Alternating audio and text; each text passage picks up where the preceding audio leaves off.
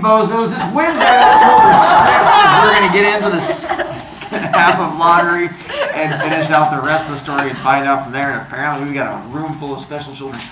Tomorrow we are going to go to the book fair, bring money. Friday we have test over all of short stories. Make sure you've read the green story. I will walk you guys through how to fix assessments tomorrow. So tomorrow you'll learn all about the stuff that goes along there.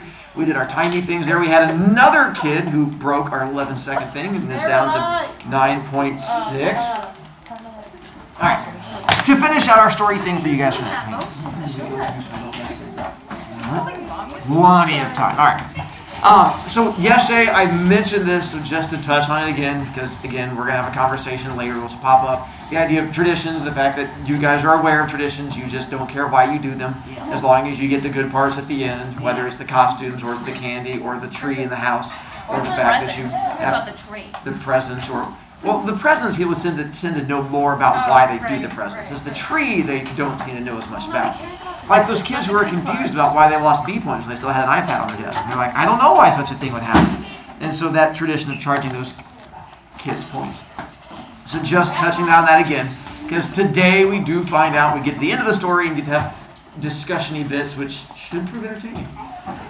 We get to what is the random drawing, and we're finding out. We got to yesterday finding out that only certain people get to play our lottery. Men. So if there's not a men's in your family, then who's the next person in line? Son. Oldest son. If you don't have men's or oldest son, then it becomes then woman. And so we've learned that apparently daughters don't exist, or they exist, they're just not important. They're very important. And then I agree, I'm talking about in the story. I'm not trying to attack daughters. In our story, yeah, that's Noblesville. That's not in our actual story, but the story takes place in a town square. And how big is our town in the story? 300 people. Is smaller than Noblesville. Yes, about 300 people, which again, since we just got back from lunch, there were more kids in your lunch than there were people in this whole town. And then, when is our story taking place? A little while back. Not that long ago. Couple of one. What time of day is it? Day. 10. 10 a.m. What time of year is it? Summertime. It's talking about being in June. Then, because this was an interesting conversation I had earlier, are there clues or have you picked up on things that tell you when, like, what decade it's taking place? No. I think it's taking place in 1950. Is there a reason why? Nope. Well, then it's hard to argue with that. I'm thinking 1800. Omar? I think it takes place in like the 1970s. Do you have reasoning for that either? No. Well, this might be partly why some of us had issues on the assessment where you had to back it up with evidence, and apparently evidence is not our strength. Eliana, I think it's going on in 1910s. do you have an evidence for that? Yes, because there's still a lot of sexism and stuff. Okay. So hang on, you're saying sexism is gone now? No, Oh. but it's No, more it's intense. America. Okay. There's always been sex. I had hope for a moment. You're like, this is from so long ago because sexism is gone. I was like, yeah. No, not so much. All right, well, No, let's try. sexism is just America. What Caleb, flavor is it? Mystery. it's a good point, Caleb. Owen, 2020, do you have a reason on 2020? because it is in Noblesville. I do look forward to, as we continue this year, as we get farther into it, and a lot of what you're going to have to be able to do is back up your ideas with evidence. Because it seems that might be an area that we struggle in. Things that kids brought up earlier, not that they were contradicting you guys, at the beginning of the story it talked about the fact that the old people were talking about tractors and taxes, which then like took out some of the old timey things, but then some kid Googled when tractors were invented, and apparently it was like in the 1890s. Whoa. So apparently tractors have been around for a hot minute. But I don't think you're going to have a random bunch of people talking about tractors. But anyway, I know. I will tell you more about when it takes place at the end, and I will cover all that with you. For now, we'll let it be a mystery between 1910 and 2020. Yes, I think it's in the 1900s because of what you just said. the tractors and Yeah, taxes. because if it was So you're going to use my That would be evidence. yes, because if it was in 1890, right? Then it would only like pretty much once they first did it, like only people with a large amount of money could afford them probably. That'd be true too. And so it needs time for it to become more of an average. Cheap enough for people to use, and this is definitely not an affluent area. It doesn't come across. That sounds more like evidence. Good job, Mamel. Eliana. I have another piece of evidence Uh-huh. for my little 1910 thing. Uh-huh. So you said that some kid Googled it and saw that tractors were made in like 1990. Mhm. Since 1890. 1890. It's okay. It's the same thing. No. It's not the same thing, but okay. Focus. Anyways, I think they would be talking about it since it's still newer. Oh, I can dig that. Because you don't just see 20 years ago. On a different note, how long has this town been doing the lottery? a while. Do they know why they do the lottery? No. No. Again, much like with you guys, they don't care as long as, oh, They get money. what do they use for the lottery? What's inside the box? Wooden chip. There you go. So paper, it used to be wooden chips when we were cave people, but we're no longer cave people. It's not the 1890s or 1910s. So apparently we're now back to paper. All right. So we're now on backside of paper for the home children, backside of paper. Second column, we now get a chance to officially jump into. We started the lottery, but they're going to start having people coming up. We're going to find out who the winner is and go from there. Oh, and then again, before you freak out, that's not the end of the story. I'll put the next page up on the screen. All right. I'm going to back up one paragraph to a sudden hush. I know. A sudden hush fell on the crowd as Mr. Summers cleared his throat and looked at the list. Alrighty. Alright, I'll read the names. Heads of families first. The men come up, take a paper out of the box, keep the paper folded in your hand without looking at it until everyone has had a turn. Everything clear? The people had done it so many times they only half listened to the directions. Most of them were quiet, wetting their lips and not looking around. Mr. Summers raised one hand high and said, "Adams!" A man disengaged himself from the crowd and came forward. "Hi, Steve," Mr. Summers said. Mr. Adams said, "Hey, Joe." They grinned at one another humorously, nervously. Then Mr. Adams reached into the black box and took out a folded paper. He held it firmly by one corner as he turned and went hastily back to his place in the crowd, where he stood a little apart from his family, not looking down at his hand. Quick pause.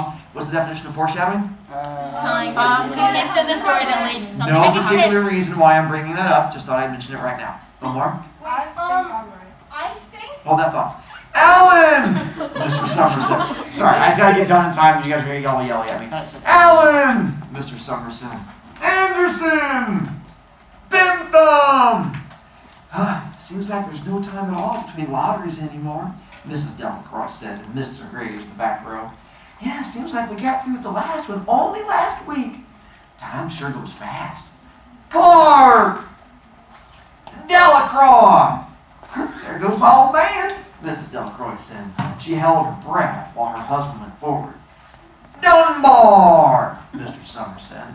Mrs. Dunbar went steadily to the box while one of the women said, "Go on, Janie," and another said, "There she goes." "We're next," Mrs. Graves said. She watched while Mr. Graves came around from the side of the box, greeted Mr. Summers gravely, and selected a slip of paper from the box. By now, all through the crowd, there were men holding the small folded papers in their large hands, turning them over and over nervously. Mrs. Dunbar and her two sons stood together. Mrs. Dunbar was holding the slip of paper. Harvard! Hutchinson! "Get up there, Bill," Mrs. Hutchinson said. The people near her laughed. "Jones!" "I do say," Mr. Adams said to old man Warner, who stood next to him, "that over in the North Village, they're talking of giving up the lottery." Old man Warner snorted. "Pack of crazy fools! Listening to the young folks, nothing's good enough for them. Next thing you know, they'll be wanting to go back to living in caves. Nobody work anymore. Live that way for a while. Used to be saying about lottery in June, corn be heavy soon. First thing you know, we'd all be eating stewed chickweed and acorns. There's always been a lottery," he added passionately. "It was bad enough to see young Joe Summers out there joking around with everybody." "Some places have already quit lotteries," Mrs. Adams said. "Nothing but trouble in that," old man Warner said stoutly. "Pack of young fools." "Martin!" Bobby Martin watched his father go forward. "Overdyke!" "Percy!" "Oh, I wish they'd hurry," Mrs. Dunbar said to her older son. "I wish they'd hurry." They're almost through. You get ready to run and tell Dad, Mrs. Dunbar said. Mr. Summers called his own name and stepped forward precisely, selected a slip from the box. Then he called, Warner! 77th year I've been in the lottery, old man Warner said as he went through the crowd. 77th time. Watson! The tall boy came awkwardly through the crowd. Someone said, Don't be nervous, Jack. Mr. Summers said, Take your time, son. Zanini! And after that, there was a long pause, a breathless pause, until Mr. Summers, holding his slip of paper in the air, said, All right, fellas. For a minute, no one moved, and then all the slips of paper were opened. Suddenly, all the women began to speak at once, saying, Who is it? Who's got it? Is that the Dunbars? Is it the Watsons? Then the voices began to say, It's Hutchinson. It's Bill. Bill Hutchinson's got it. Go tell your father, Mrs. Dunbar said to her older son. People began to look around to see the Hutchinsons. Bill Hutchinson was standing quietly, staring down at the paper in his hand. Suddenly, Tessie Hutchinson shouted to Mr. Summers, You didn't give him time to take any paper he wanted. I saw you. It wasn't fair. Not the end of the story, just the end of that part of it. But we found out who won. Which family's the winner? The Hutchinsons. Dang it. And if you remember, the Hutchinson family was the one that showed up, where she's the one that showed up late, and she came to the crowd, and they're like, Tessie, we're going to start without you. And she was like, Don't you start the game without me. So she's the one that showed up late. She's excited for winning, right? No. No. Oh, Yeah, he's well, ecstatic. that does make That it. must mean my purge theory is correct. No, Oh. that I don't would like be my theory. Yeah, It's like the we same had theory. that. Is our theory is what? My theory was that the person who won got it. No. Yeah. is the purge. Let the record show that Mamel went hack hack. So I'm assuming that translates to Yeah. she gets a high five. That must mean he's deaf. not. Sorry, it's so confusing. Yeah. So I'm not giving you the second page yet, Huh? but I'll put it up on the Why? screen for you because again, I don't trust kids not to jump straight to the end. Now, if it helps, that's not all the way to the end. There's like another page. So as I go through it, I'll show it up there for you. So what we're going to find out is that's not the end of the lottery. We just read That was round 1 of the lottery. We're getting ready to do a second round of the lottery for a reason. My question will be, can you figure out why or how the second round works? So first round, the Hutchinson family won, and now we're going to describe second round. Oh. So I'm going to back up a little bit, and then we'll sort of figure out this next part. So I'm back up to, suddenly, Tessie Hutchinson shouted, gesundheit, to Mr. Summers. You didn't give him time enough to take any paper he wanted. I saw you. It wasn't fair. Be a good sport, Tessie, Mrs. Delacroix called, and Mrs. Graves said, all of us took the same chance. Okay, wait a minute. Shut up, Tessie, Bill Hutchinson said. That would be her husband. Well, everyone, Mr. Summers said, that was done pretty fast. Now we've got to be hurrying a little more to get done in time. He consulted his next list. Bill, you drew for the Hutchinson family. You got any other households in the Hutchinsons? There's Don and Eva, Mrs. Hutchinson yelled. Make them take their chance. Daughters draw with their husbands' families. Tessie, Mr. Summers said gently, you know that as well as anyone else. But it wasn't fair, Tessie said. Well, I guess not, Joe, Bill Hutchinson said regretfully. My daughter draws with her husband's family. That's only fair. And I've got no other family except the kids. Then, as far as drawing for families is concerned, it's you, Mr. Summers said in explanation. And as far as drawing for households is concerned, well, that's you too, right? Right, Bill Hutchinson said. How many kids, Bill? Mr. Summers asked formally. 3. There's Bill Jr., Nancy, and little Davy. And then Tessie and me. All right, then, Mr. Summers said. Harry, did you get their tickets back? Mr. Graves nodded and held up the slips of paper. Put them in the box, then, Mr. Summers directed. Take Bill's, put it into. I think we ought to start over, Mrs. Hutchinson said as quietly as she could. I tell you, it wasn't fair. You didn't give him time enough to choose. Everybody saw that. So, quick pause. So, first round was to find what family won. Now, what are they going to do? What do it? person in What household? Close. The households when they have it in there, which are on the right track. But they're figuring out which Yeah, which family member wins. And how many family members are there? 5. 5. So you have mom, dad, oldest son, daughter, and then little child. So now we're going to find out which person in the family wins. So that's the second round to find out which family member is going to be our winner. So now we get to go from there. What is a household? Household would be like, some families have like a grandma and grandpa living in the same house with them. So you'd have like another family household type of I thing. used to have that. So that's stuff like that. Sorry. Holding your heart. Mr. Graves had selected the 5 slips and put them in the box. He dropped all the other papers, but those onto the ground where the breeze caught them and lifted them off. Listen, everybody, Mrs. Hutchinson was saying to the people around her. You ready, Bill? Mr. Summers asked him. Bill Hutchinson, with one quick glance around at his wife and children, nodded. Remember, Mr. Summers said, take the slips, keep them folded until each person has taken one. Harry, you help little Davy. Mr. Graves took the hand of the little boy who came willingly with him up to the box. Take a paper out of the box, Davy, Mr. Summers said. Davy put his hand in the box, laughed. No, take just one paper, Mr. Summers said. Harry, you hold it for him. Mr. Graves took the child's hand, removed the folded paper from the tight fist, and held it while little Davy stood next to him and looked up at him wonderingly. Nancy next, Mr. Summers said.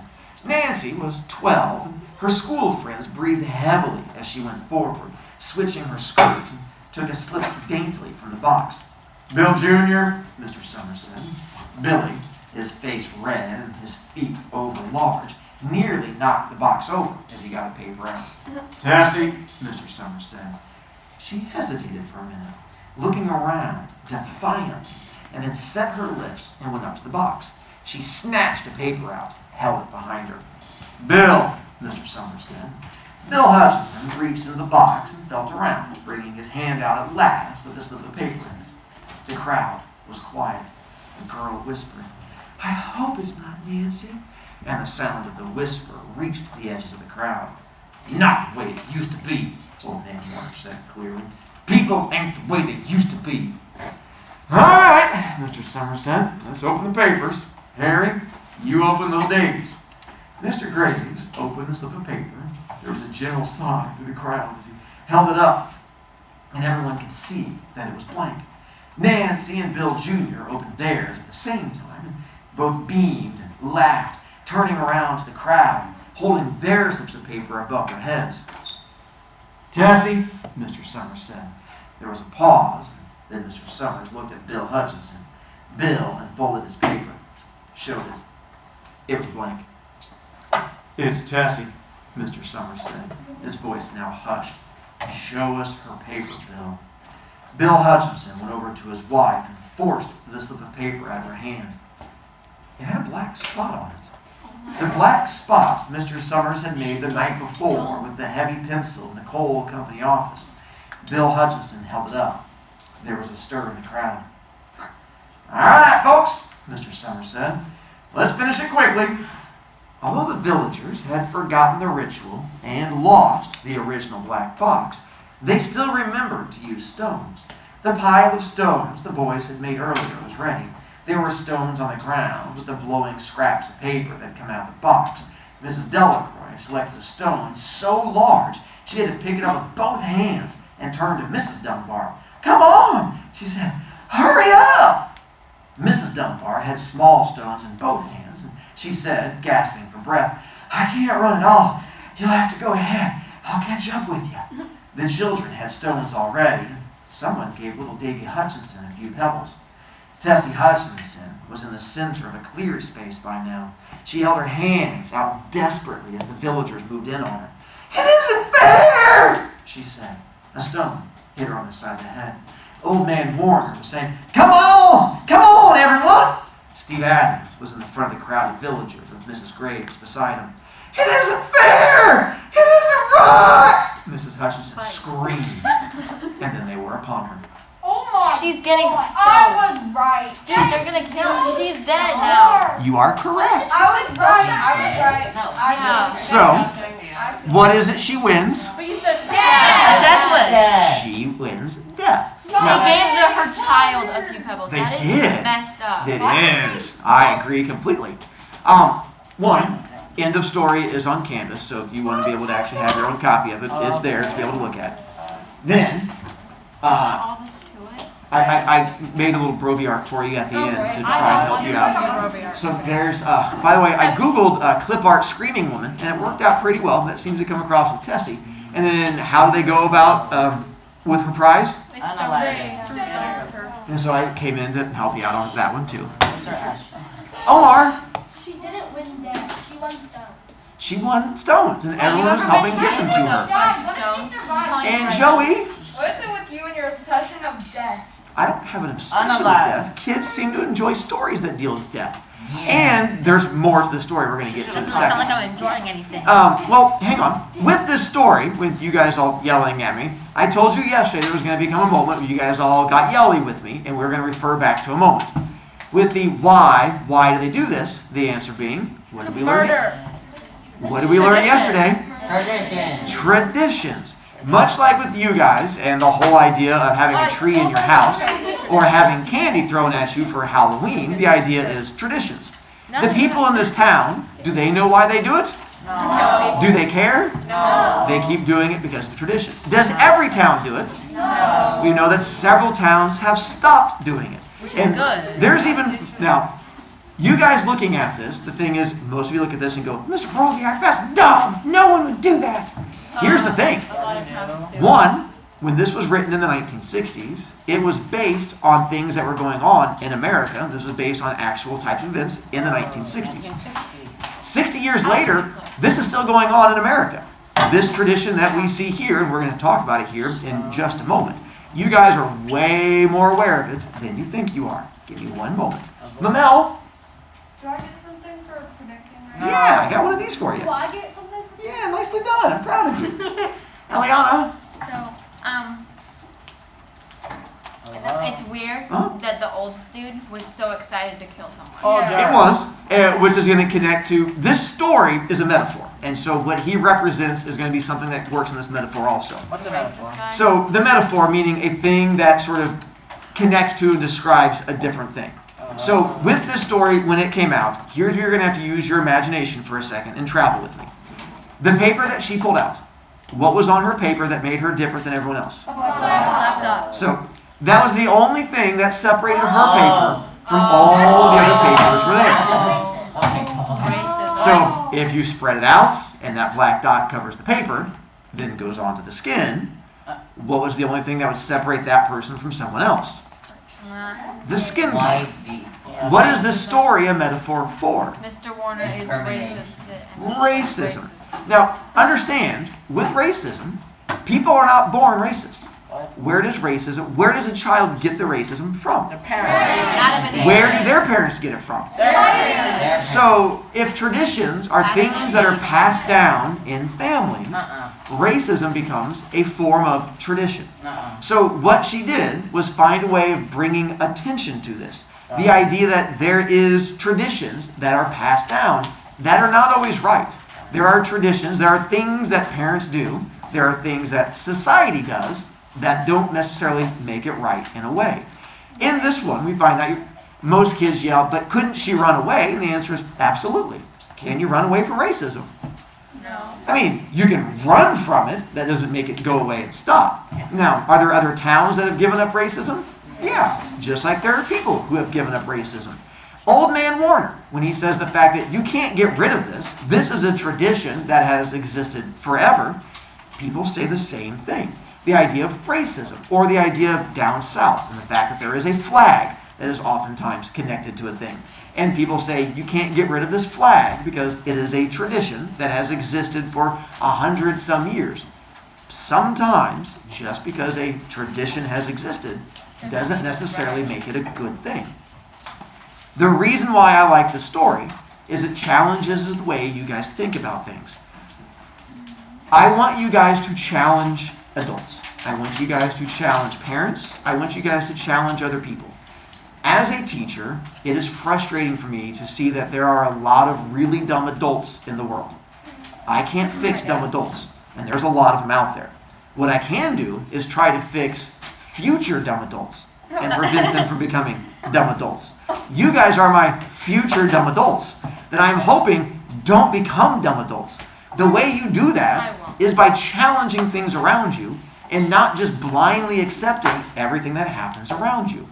Sometimes people have the best of intentions when they pass things on to you, or society has the best of intentions, but you should not blindly follow it. Sometimes you have to challenge those things. Does this mean when my parents tell me to go to bed at night, I should challenge them? Yes. If that's the challenge you think that you should do, that's the choice you get to make. But part of life is figuring out which challenges are the good ones and which ones are the bad ones. I can't tell you which ones are the good ones and which ones are the bad ones, because that's not how life works. You have to make your own decisions. That's where this story comes in. It's in the making your own decisions part. Realize she was not against it until everyone turned against her, which is where part of the issue comes in. A lot of people can turn a blind eye to racism because it doesn't affect them. And they can go, that affects other people. That doesn't affect me. This is not a me issue, it's a them issue. So what she does in the story is take it from being a them issue to being a her issue. And then all of a sudden, she cared very much about it. Omar, you've been patiently waving at me. Besides the metaphor part, I think Mr. Warner liked the game so much because he wants to die. Well, I don't think it could be, but I think it's more the fact, we get into foreshadowing in the story, and I kept saying there's a lot of foreshadowing throughout it. The fact that Old Man Warner keeps saying that I've gone through 77 lotteries. If it's a good thing, you don't brag about losing 77 times. You don't go, I bought 77 tickets and never won a single time, flexing all. And so the fact that we find out it's a bad thing becomes part of our foreshadowing. Speaking of which, at the beginning of the story, what were all the boys running around doing? Climbing rocks. And the fact that that was part of our foreshadowing also. And I made a joke of it at the time to try and bring your attention to it, but that was also foreshadowing. Ooh, if little Davy had won, what would have happened to little Davy? would have Little killed Davy the would have child. died. Absolutely they would have. Oh my And if that's the thing that bothers you, think about it. Does racism discriminate age? No, it's the same idea. You have kids who are real young who have horrible lives because of the same thing. If Davy had won the lottery of having a darker colored piece of paper, it would have been the exact same thing.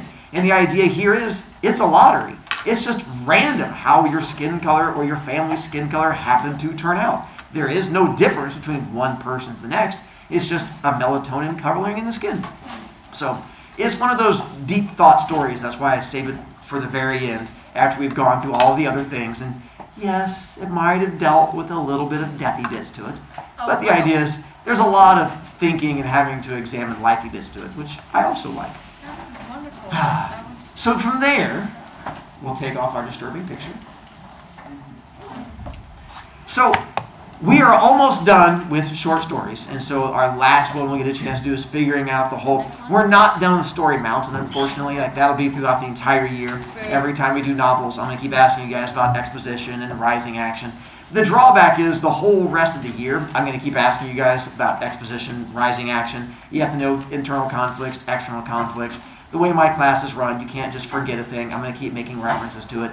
The Lady and the Tiger story, we're going to keep referencing that throughout the whole year. And so it just sort of makes you a better-ish person from that point. On here, what's the first part of the story? I'm sorry. Of the Story Mountain. What do you call it? Exposition. And so in this story, what is it we find out in the exposition? We find out There you go. After exposition is? Yeah, no, it's not in order. That takes a lot of fun out of things. So the rising action. So in the story, what was the suspenseful, exciting part? That's what kept us trying to find out who's going to be our winner in the story. What was our climatic screaming moment? And that's when all of a sudden she gets all mad and yelly, and much like a TV show going to commercial, I ended your handout, and then we had to go to the digital version of the handout because I was trying to get the whole climax part in there. After climax, we go to, and after we find out that it is, and then the last part is going to be the. I apologize for trying to make you think and depressing you. Now go off and make the world a better place with your dumbness.